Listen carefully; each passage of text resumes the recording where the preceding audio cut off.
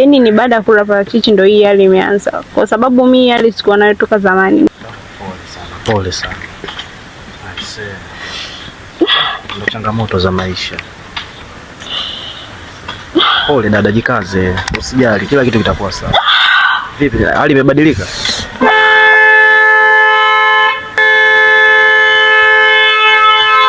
Oya, kata kamera mwanangu. Kata kamera, wewe atakuwa amezimia tena.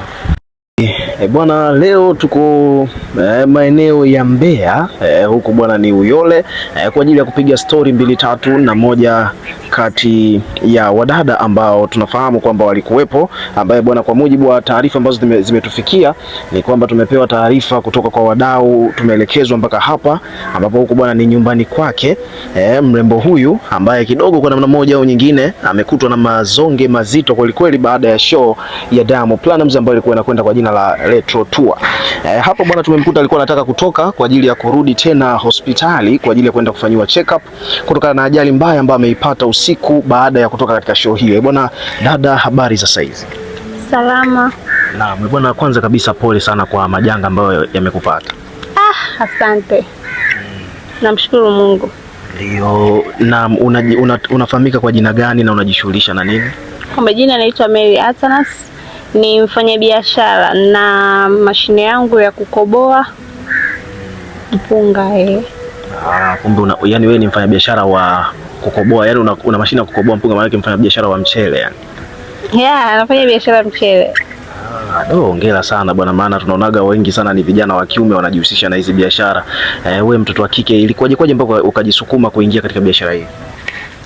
Kwanza kabisa hii biashara mimi nilikuwa naikubali toka nipo mtoto, kwa sababu ni biashara ambayo nimezaliwa nimeikuta, familia yangu anaifanya, na mimi nimekulia katika biashara hiyo hiyo, nimesoma huku nafanya biashara mpaka nafika chuo. Nilikuwa nipo najishughulisha na biashara hiyo hiyo mpaka sasa hivi nimefungua kampuni yangu mimi mwenyewe. Sawa, hongera sana. Asante. Naam, hebu tuelezee kuhusiana na msanii Diamond Platnumz. Ni kwamba wewe ni shabiki wa Diamond? Mimi ni shabiki yake mkubwa sana yani.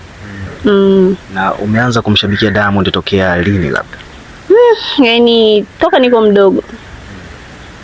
Na kwenye upande wa elimu na kusoma na kila kitu, wewe ulikuwa unafanya yani ulikuwa unasoma huku Mbeya au ulikuwa unasoma Dar es Salaam labda? Mimi nimesomea Dar. Nimemaliza elimu yangu. Nikawa nasubiri ajira, ila huku nasubiri ajira nikawa naendelea kufanya biashara yangu mpaka sasa hivi, yani kwa mafanikio ambayo nimeyapata, yani hata kwa ajira sitaki. Sawa. Naam. Na labda show za Diamond ulikuwa unahudhuria tokea ukiwa huko kwenye masomo au labda umeanza kuhudhuria huko baada ya kuwa mtu mzima? Nimeweza kuhudhuria huko baada ya kuwa mtu mzima. Tena hii alokuja hapa Mbeya. Uliposikia kwa mara ya kwanza kwamba Diamond anakuja kuperform Mbeya ulijisikiaje? Maana huko ndo nyumbani, alafu Diamond anakuja na wewe ni shabiki yake. Na sasa hivi umejipata umekuwa bidada ambaye unajitegemea mwenyewe. Kwanza nilifurahi kwa sababu yani sijawahi kukutana na hivi live na wala sijawahi kuhudhuria show yake yote. Yani kwanza nilivyosikia nilikasema hapa anapigana. Yani mpaka nihakikishe naenda kwenye show yake. Sawa. Naam. Katika show ya Diamond bwana tuliona kwamba kwa mujibu wa bei bwana za tiketi kidogo zilikuwa zimechangamka. Ukiangalia bwana Diamond bwana show zake bwana kidogo bei ziko vizuri. Kijana bwana anachaji bei kubwa, na tunakumbuka kwamba moja kati ya tiketi ambazo alizokuwa anachaji bwana, kulikuwa kuna tiketi mpaka za milioni 5 VIP pale mbele kabisa. Wewe ulilipia tiketi ipi? Mimi nilipia VIP. Milioni 5. Ulilipia VIP? Yani kwa kitu ambacho kipendacho ni hasara kutoa hela. Yani kwa mimi kwa jinsi nilivyokuwa nampenda Diamond na ni shabiki yake mkubwa, milioni 5 kwangu si kitu. Safi kabisa. Naam. Ulienda wewe peke yako labda ulienda na bebe au na marafiki, ndugu, jamaa, au ulienda wewe mwenyewe tu kutokana na bei yenyewe naona imechangamka? Nilienda peke yangu. Sawa. Naam. Bwana, kwa mujibu wa story ambazo tumezipata, tumeambiwa kwamba wewe pia ni miongoni mwa wale ambao mlikuwepo pale mbele kabisa wakati Diamond ana perform na akaamua kuwapa maparachichi mle. Tuliona Diamond alichukua bakuli pale, alipewa plate, akaanza kutoa maparachichi na kuwapa mashabiki zake ambao wamekuwa wamekaa mbele. Tukio lile wewe lilipokeaje au ulijisikiaje baada ya kuona kwamba Diamond anawapeni vitu? Kwanza nilifurahi, alafu nilikuwa na hamu ya kula kile kitu ambacho kimetoka kwa Diamond. Kwa sababu mimi ni shabiki yake pendwa, yani ni mtu ambaye namkubali toka zamani. Wewe ni mpenzi wa maparachichi? Unapenda kula maparachichi? Sana. Ila sijala muda mrefu. Ndio. Yani na vipi kuhusiana na baada ya kula maparachichi, labda pale hali yako ulijisikiaje? Yani kiukweli nilijisikia tofauti.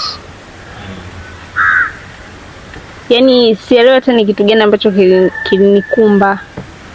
Kwa sababu wakati pale nakula nilijisikia ni tofauti. Nikajua tu kwa sababu sijalala muda mrefu, labda limenanilia tu mwilini, nikaa nimeachana nayo. Sasa kipindi naondoka naelekea nyumbani, yani ghafla tu njiani nikajisikia kizunguzungu. Sielewi ni hata kilichonikuta, na shanga tu nimeamkia hospitali. Wakati unaondoka nyumbani, maana yake kwamba wakati unaendesha gari sasa unarudi nyumbani? Ndio hiyo hali ikanikuta. Na ulikuwa mwenyewe? Nilikuwa niko peke yangu. Na kwa hiyo hii hali imekukuta wakati unaendesha gari kabisa au wakati ndo unatoka sasa baada ya show kuisha? Yaani wakati natoka, kabla hata sijaingia kwenye gari.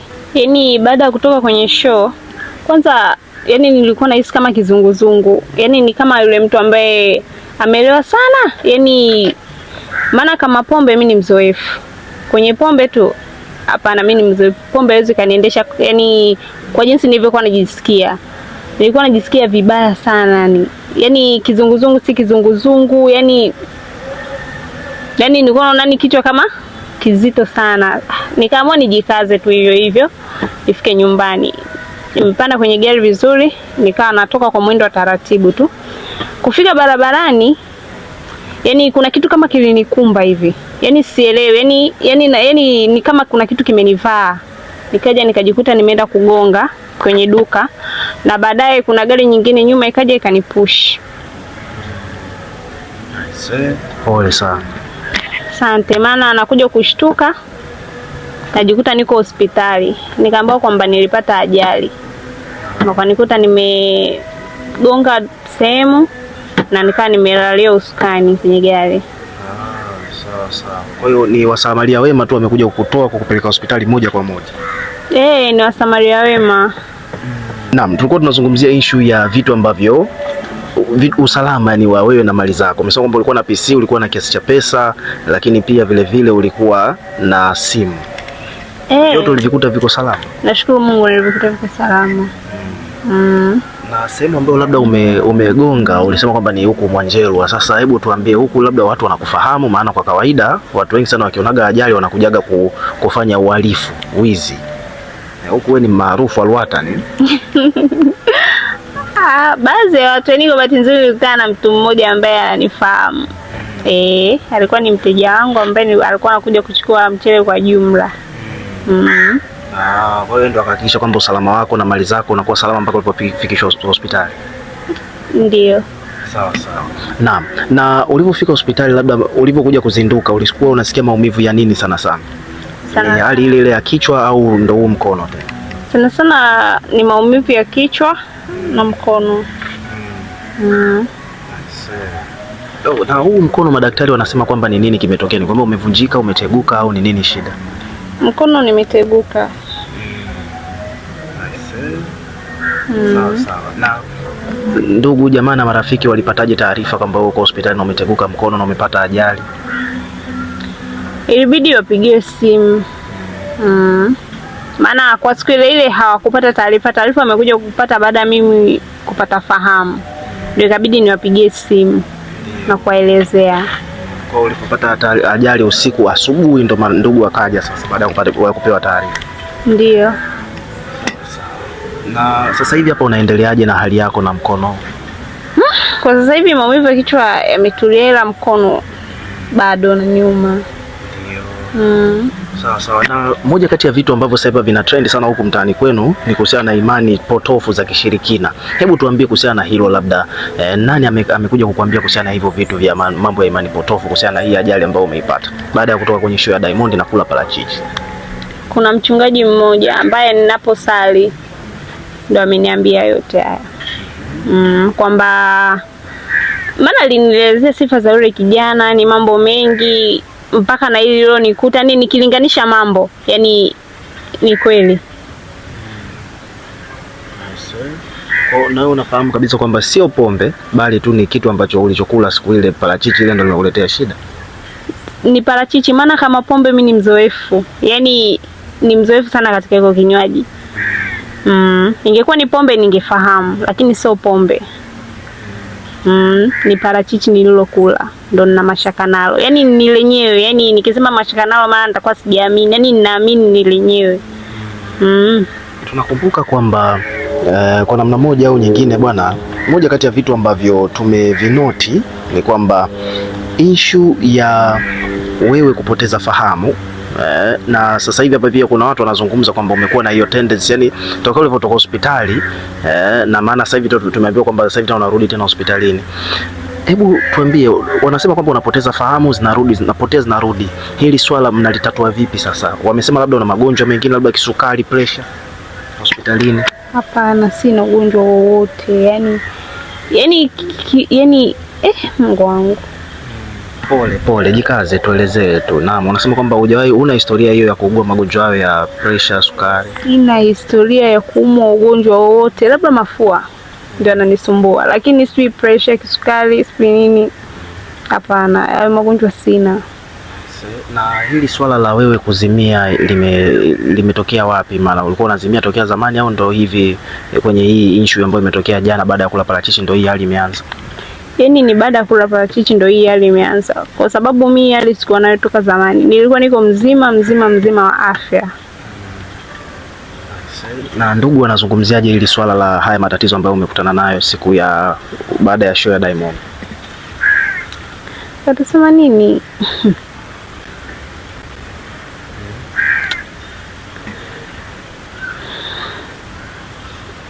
Yani wamekuonya labda usio unaenda, au labda uwe makini, au labda uende kwa waganga, au uende kanisani? Hawajakupa ushauri wowote? Wamenishauri kwamba niende kanisani. Sawa. Kuna mchungaji mmoja nimeshauriwa niende, siwezi kumtaja, ila ndo natarajia kwenda huko. Sawa. Na vipi kuhusiana na hii issue ya ikitokea labda ikatokea labda tena labda Diamond akaja siku nyingine huku Mbeya, akaja labda na maparachichi au akaja na mapela, mapeasi, maepo, je, utajitokeza tena kwenda kula? Hapana, siwezi rudia hii. Yani kwa nilichokikuta, yani na mpaka sasa hivi, yani jinsi hali yangu ilivyo, siwezi tena kurudia hiko kitu. Hapana. Na kuhusiana na mkono, labda madaktari wamesema kwamba utakuwa sawa baada ya muda gani? Mkono nimeambiwa tu nijitahidi kufanyia mazoezi ndani ya wiki 2 hivi mpaka 3 takuwa sawa. Leo ndo nataka nikapate majibu kamili. Kwa hiyo bahati nzuri kwamba hukuvunjika? Hapana, sijavunjika, leo umeteguka. Bwana mtazamaji, tunatamani dada yetu aweze kutuonyesha jinsi ambavyo gari yake ilivyoharibika baada ya kupata ajali, na tuweze kuona kwamba iko na hali gani. Kwa hiyo taratibu kabisa hapa tunataka tuiweze kuitazama. Njoo huku dada yetu. Pole, taratibu. Naam, kama unavyoona bidada anataka kutuonyesha kidogo kama tunavyoona. Kwa hiyo hapa ilikuwaje hapa? Hapa ni sehemu ambapo niligonga. Tunaona unasema kwamba yani ni sehemu ambapo nilipokuja kugongwa na hiyo gari nyingine kwa nyuma. Sawa. Tunaona mnaisha peleka garage nini kuifanyia service? Imeinuliwa tu kuwekwa vizuri, ila rangi bado. Hapa nitajika nipige tena rangi nyingine. Sawa. Basi tusikuchoshe. Tusikuchoshe bwana. Hebu rudi ukae bwana. Rudi ukae malizie hapa. Mtazamaji, kama unavyoona mpaka taa nayo pia ilikuwa imeshaanza kupasuka. Unaona kama hapa, naona amepeleka mafundi washaanza kunyosha ili kuweza kurudia rangi baada ya ajali ambayo mrembo ameipata. Naona bampa yote ilikuwa inataka kung'oka. Pole sana bwana, pole sana dada yetu. Kwa kumalizia labda naam. Baada ya kuona gari, tunataka pia tuzungumze kuhusiana na hali yako sasa hivi, ukizingatia kwamba umeumia mkono baada ya kula parachichi kwa Diamond imekuletea shida. Je, vipi kuhusiana na biashara yako sasa hivi itaendaje? Yaani biashara yangu kwa sasa hivi imesimama. Yaani mambo yangu mengi yamesimama. Yaani kiukweli roho inaniuma sana, ni ile hamu yote ya show, yani hamu ya kumuona Diamond yani imeniisha kwa sasa hivi. Yaani roho inaniuma nikifikiria biashara zangu, na ukiangalia sasa hivi mchele imepanda bei kutokana na ile sakata letu la mafuta. Na nimeshachukua mizigo kutoka mashambani, ipo store, yani ndio siwezi kuifanyia kazi. Si unajua biashara ukiwaachia tu wafanya kazi peke yake na kwa sio sawa, lazima na wewe mwenyewe uwepo. Sasa na mimi muda wa kukaa pale sina, kwa sababu siko sawa. Yaani najikuta mambo yangu mengi yamesimama. Yaani hata hela haziingii kwa sasa hivi. Yaani nabaki tu natoa, maana zinatoka haziingii. Na si unajua tena ile ikitoka ikiwa haingii, inakuwa tena habari nyingine. Pole sana. Ndio changamoto za maisha. Pole dada, jikaze, usijali, kila kitu kitakuwa sawa. Vipi, hali imebadilika?